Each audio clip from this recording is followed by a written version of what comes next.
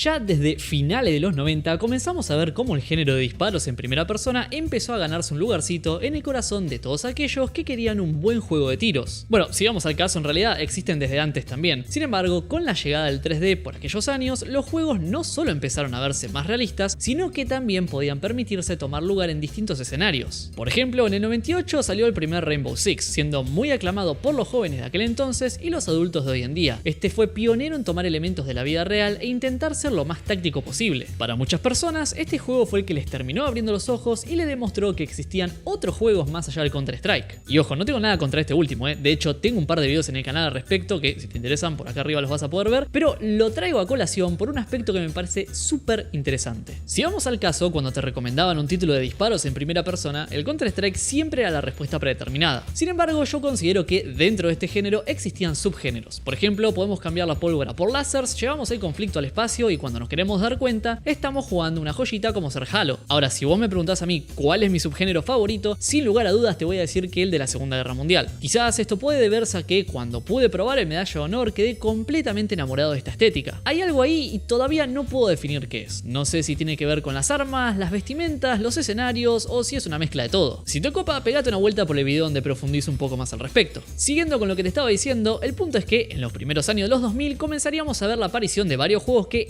eventualmente terminarían convirtiéndose en franquicias. Desde Call of Duty hasta Battlefield, pasando por todos los títulos que salieron en el medio. Y acá el punto no es si te gusta más uno que el otro. El tema está en que conforme los años fueron pasando, la temática de la Segunda Guerra Mundial fue quedando olvidada. Pasamos a ver combates de ejércitos cada vez más modernos y, por supuesto, conflictos mucho más recientes. Sin contar que ahora el online había pasado a tomar mucho protagonismo. Vos imaginate que la mayoría de usuarios dejaban la campaña por la mitad o ni siquiera la arrancaban, y esto es porque directamente preferían jugar al online. Entonces, para un entusiasta del subgénero de la Segunda Guerra Mundial, como es mi caso, esto era un problemón, porque por un lado las grandes empresas que previamente ofrecían estos juegos ahora cambiaron completamente el enfoque, haciendo que los conflictos modernos tomen un mayor protagonismo, lo cual a su vez terminó generando que todas aquellas empresas más pequeñas que no podían permitirse ir a pérdida tuvieran que seguir la tendencia de lo que estaban haciendo estas empresas más grandes. Dicho en criollo, si EA o Activision no sacaban juegos de la Segunda Guerra Mundial, tampoco lo iban a hacer otros desarrolladores más pequeños. Y acá es donde viene el gran problema. Resulta que este género, el cual había llegado a ser uno de los más populares por aquellos años, quedó simple y llanamente relegado a algo de nicho. Entonces, si alguna empresa sacaba un juego con esta temática, no solo que había pocos usuarios activos, sino que además era muy probable que el server donde estés jugando te quede a varios códigos postales de distancia. Salvo que ibas en Yanquilandia, ¿no? Por eso mismo, durante muchísimos años yo creía que nunca íbamos a ver florecer este género nuevamente, y con justa razón lo que te digo. Pero en octubre del 2018 sucedió algo prácticamente impensado.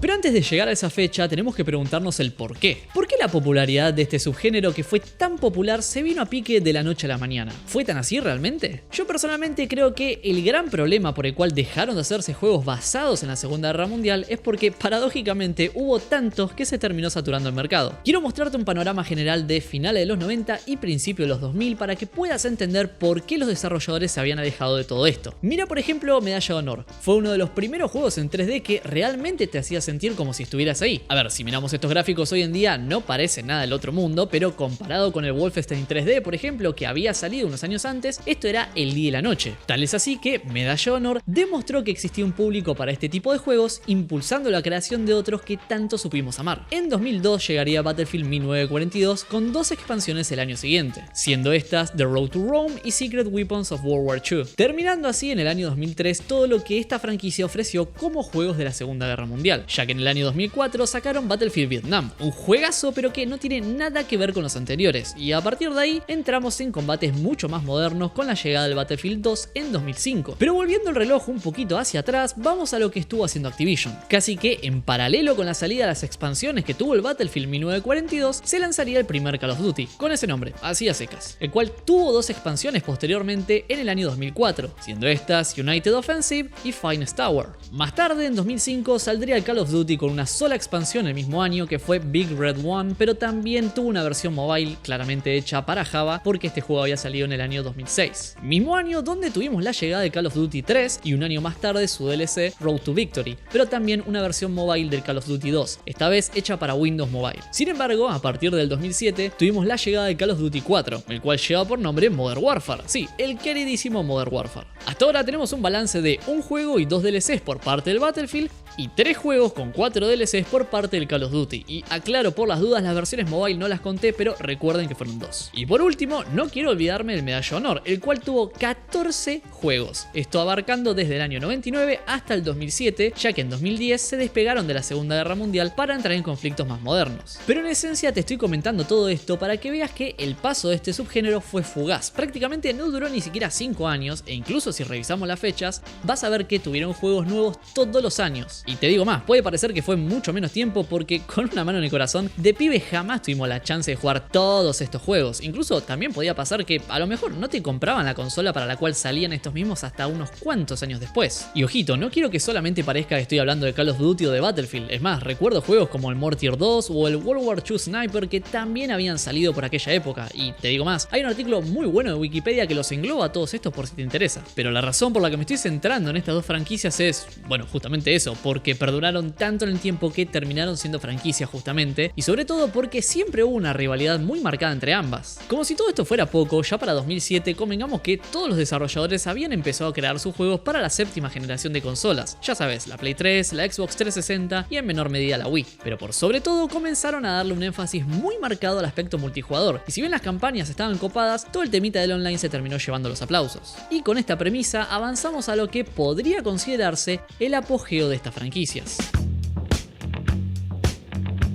Decir que al Modern Warfare le fue bien es quedarse corto, sinceramente. Este juego fue un éxito estúpidamente grande. Por su parte, Battlefield 2 no fue un mal juego en lo absoluto, pero creo que podemos estar de acuerdo vos y yo que este juego vivía a las sombras del primero. Quizás sea por este motivo que tuvo una expansión y 2 booster packs. Lo interesante es que después salió Battlefield 2 Modern Combat, y yo literalmente pensé que era otra expansión porque, bueno, lleva el mismo nombre, ¿no? Pero aparentemente no. Hay una cosa que me parece muy interesante y es que vos fijate que de nombre le pusieron Modern Combat y el Call of Duty se llamaba Modern Warfare. Y no quiero ser mal pensado, pero más de un padre se habrá confundido cuando lo fue a comprar. Y en 2008 pasó algo bastante loco. Activision dijo, esperen un cachito, y sacaron War at War, siendo no solo un juego basado nuevamente en la Segunda Guerra Mundial, sino que introdujo por primera vez el modo zombies, modo que hoy en día es uno de los más queridos en la franquicia. Sin embargo, Battlefield tomó la dirección opuesta e intentó hacer algo futurista. De esta forma recibimos el 2141, así se llamaba, no te estoy jodiendo. Sé que parece una línea de colectivos, pero viéndolo parece más un Halo que otra cosa. Sin embargo, como te comenté en lo que va del video, no hubo más juegos de la Segunda Guerra Mundial. En cambio, buscaban formas de llevar el combate a otros escenarios. Es por esto que vimos la salida del Bad Company en 2008, el Modern Warfare 2 en 2009, mismo año que...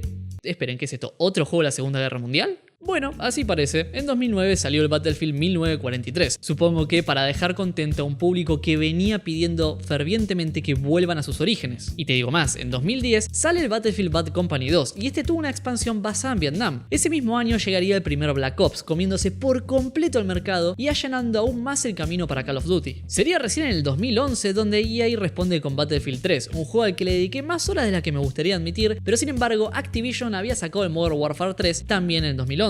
Incluso en 2012 habían sacado Black Ops 2, terminando de cementar todavía más el éxito arrollador que estaban teniendo en ese momento, y acá es donde EA, en vez de responder con un golpe contundente, solo se limitó a sacar expansiones del Battlefield 3 hasta el año 2013, año en el que sale Battlefield 4 y el Call of Duty Ghost. Y acá para mí es donde comienza el problema para ambas franquicias, ya que si bien Battlefield 4 fue muy querido y recordado hasta el día de hoy, no puedo decir lo mismo de este último Call of Duty. Sí, yo sé que seguramente habrá gente que lo defienda a capa y espada, pero comparado con otras entregas de la misma franquicia, realmente era un desastre. Ustedes imagínense que en años posteriores EA simplemente sacaba expansiones para Battlefield 4, no hacía ninguna otra cosa. Sin embargo, Activision tuvo que lanzar Advanced Warfare en 2015, otro título que tampoco había sentado muy bien entre el público, que digamos, y casi que podríamos considerarlo como otro fracaso, siendo ya 2 consecutivos y en muy poquito tiempo. Pero ojo, porque en 2015 sucedió algo interesante. EA decidió lanzar Battlefield Hardline, un juego que se alejaba de lo militar para enfocarse más en problemas policiales, mientras que Activision nos dio la tercera entrega de Black Ops. Ops. Y creo que a esta altura se imaginarán que a uno le fue muy bien y al otro pésimamente mal. ¿Hace falta que les diga cuál es cuál? Claramente Black Ops 3 volvió a poner en carrera Activision luego de una seguidilla de títulos y DLCs bastante fuleros, pero lo que más me llama la atención es que lejos de aceptar que Battlefield Hardline no había sido el éxito que EA esperaba, los tipos siguieron sacando DLCs hasta el año 2016, a los cuales tampoco les había ido precisamente bien. Sin embargo, ese mismo año fue el punto de inflexión para mí, ya que sería cuando Activision nos presenta el Call of Duty Infinite Warfare, uno de los peores puntuados de la franquicia. ¿Y saben qué fue lo peor de todo esto? Que también nos presentaron un remaster del primer Modern Warfare. Sí, aquel juego que tanto supimos querer y que para mucha gente fue la puerta de entrada a esta franquicia. Pero acá es donde viene el detalle interesante. Si vos querías comprar el remaster, sí o sí tenías que primero comprar Infinite Warfare, una jugada maestra por parte de Activision que no le alcanzaba con tirarte sal en la herida, ya que directamente ahora te estaba bañando el brazo en alcohol. Con lo cual, en este contexto, lo único que tenía que hacer la gente de EA era lanzar un título que no fuese un 10 en todos los aspectos, pero que por lo menos cumpliera. Y amigo, déjame decirte que superaron todas las expectativas.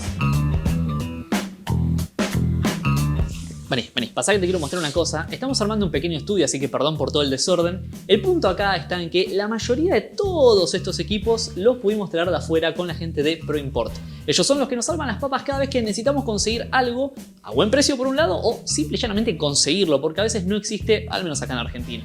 Con lo cual, si vos necesitas algo, no dudes en contactarte con ellos. Te dejo sus links en la descripción. Sigamos con el video. La verdad es que hay tanto para decir del Battlefield 1 que no puedo ordenar en mi cabeza por dónde arrancar. Así que como todo entra por los ojos, vamos a hablar de lo que yo estimo a muchos habrá impactado la primera vez que abrieron este juego. Los gráficos. Si bien esta entrega utiliza el motor Frostbite 3, el mismo que habían usado desde el año 2013 con la salida del Battlefield 4, quiero creer que tuvo una serie de mejoras gráficas importantes para que pasemos de ver los escenarios jugables de esta forma a esta otra. Y ojo, no me malinterpreten, Battlefield 4 tenía unos gráficos muy buenos para la época, sumado a que las físicas del juego permitían que en ciertos mapas podamos destruir edificios por completo, algo que retornó para esta entrega. Y una cosa no me quiero pasar por alto, un año antes había salido el remake del Battlefront, ¿te acordás? Aquel juegazo que pudimos conocer en el año 2004, bueno, volvió en forma de fichas. Independientemente de si te gustan o no estos tipos de juegos, a mí particularmente me parece que les dieron rienda libre a los desarrolladores para que puedan hacer lo que quisieran con el motor gráfico, con lo cual creo que esto fue un salto de calidad enorme y una de las cosas más importantes es que escenarios para recrear precisamente no le faltaban. Imagínense que Star Wars toma lugar en los confines más recónditos de la galaxia, con lo cual podemos estar peleando en una nave, en la nieve, en una zona desértica o bien en un bosque. Escenarios que curiosamente también podíamos ver replicados en Battlefield 1,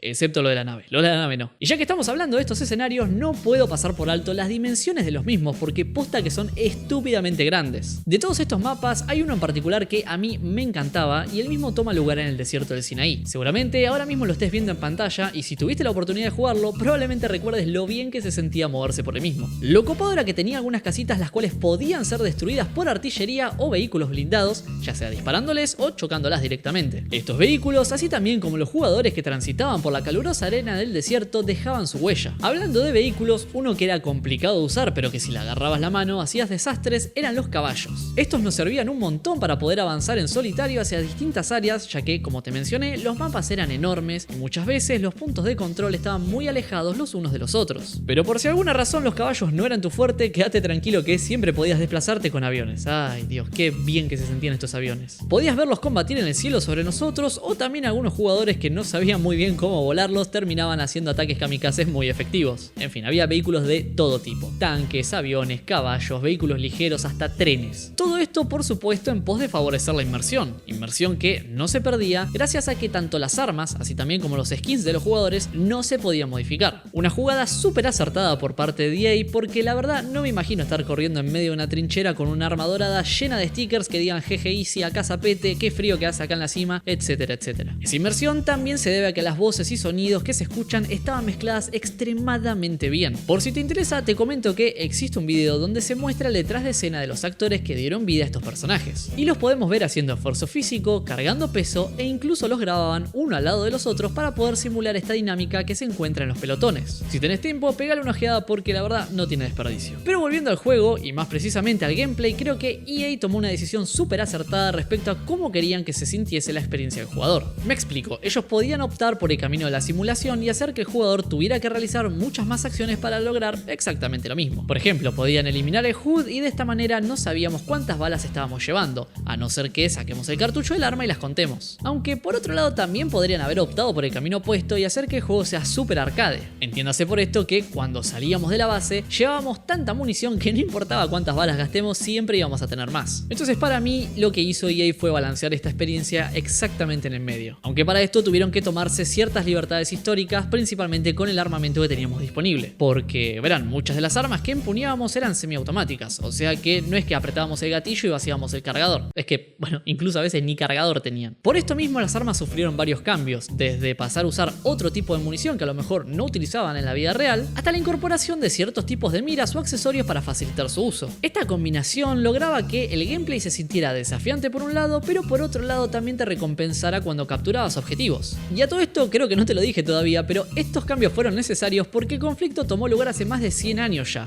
Y se debe a que estamos hablando de la Primera Guerra Mundial, no de la Segunda como se rumoreaba antes de la salida del Battlefield 1. Por eso mismo los vehículos, armas y facciones eran radicalmente distintas a todo lo que nosotros habíamos visto hasta ese momento. A lo que voy con esto es que no importaba qué juego de la Segunda Guerra Mundial haya jugado, probablemente escenarios que se repetían podían ser Normandía o Stalingrado. Pero ahora si yo te digo Gallipoli o Verdún, ¿te acordás de algún juego que tenga estos escenarios? Mira, por lo que yo pude investigar, por lo menos hubo 3 juegos antes que el Battlefield 1 que al menos hicieron mención a este conflicto. Codename Eagle del año 99 toma lugar en una línea de tiempo alternativa centrada en eventos que comienzan en Petrogrado y plantea que la revolución del 17 de octubre nunca había sucedido, pero nada que ver con Battlefield 1. El otro juego es Iron Storm del año 2002, el cual se desarrolla en una línea de tiempo alternativa tomando lugar en el año 1964. Pero acá el giro argumental es que la Primera Guerra Mundial nunca se detuvo. De vuelta, esto poco tiene que ver con Battlefield 1. Y el último es Darkest of Days del año 2009, pero agárrate porque desde ya te anticipo que si los anteriores no tenían nada que ver con Battlefield, esto es literalmente una dimensión paralela. Mira, el juego plantea que estás peleando en una guerra interna de los Estados Unidos, fuiste herido y te rescata un viajero en el tiempo, mandándote a varios conflictos de la historia y justamente en un punto formamos parte del ejército ruso durante la Primera Guerra Mundial. Y eso es todo. Y antes que bajes a los comentarios para teclear fervientemente que me olvidé de hablar de Verdún, sí, ya sé que salió en 2015, incluso antes que el Battlefield 1, pero este tan solo tiene 5 mapas, todos ellos basados en esta región francesa, y es un simulador más que un juego como Battlefield. Pero volviendo específicamente al Battlefield 1, disponemos de 13 mapas ambientados en varios conflictos que tomaron lugar durante esta guerra, y si tenemos en cuenta que hubo 4 DLCs, estos incluían 16 mapas adicionales, dándonos un total de 29. Además tenemos 10 modos de juego disponibles, 77 armas distintas, 7 facciones y muchísimas cosas más que no vienen al caso comentarte porque bueno, parece que te estoy tratando de vender el juego. Igual convengamos que de todos los modos que existían, el más popular era Conquista, donde tenemos que ir, bueno, justamente conquistando distintos puntos y en otras palabras es un captura la bandera pero maquillado. Lo loco es que si vemos las mecánicas muy por arriba, eran idénticas a otro Battlefield. Tenés tu pelotón de 5 jugadores, cada uno elige la clase que tenga más leviada y directamente pasan a los tiros. Pero para mí lo que separaba a este Battlefield de los demás era la experiencia que le brindaba al jugador. Por ejemplo, podíamos ir caminando y que de la nada nos caiga un bombazo al lado que, si bien puede ser que no nos mate, este deformaba el escenario. Eso la verdad que era hermoso. Ni hablar cuando lo jugaba con amigos y hacíamos cada estupidez que hasta el día de hoy me acuerdo y me sigo riendo. Para ir cerrando, la campaña individual no está mal, incluso si me preguntás a mí, por lo menos los primeros niveles se sentían como un tutorial que te iba enseñando de a poquito todas las mecánicas de las cuales disponía el juego. Igual esto era medio al pedo porque después saltabas al online y tenías un enfermo con el nivel máximo que te mataba desde la otra punta del mapa, pero bueno, las risas no faltaban.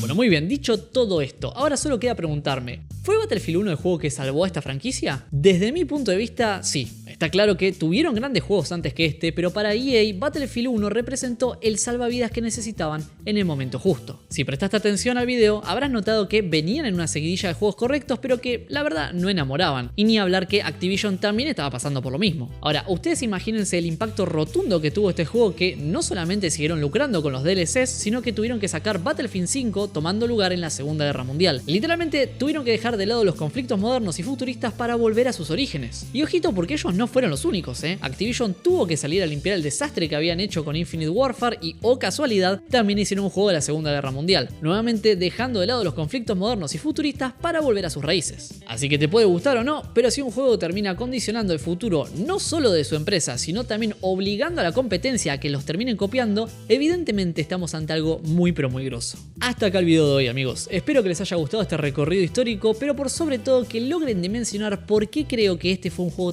tan pero tan importante. Yo por mi parte me despido y nos estaremos viendo en un próximo video.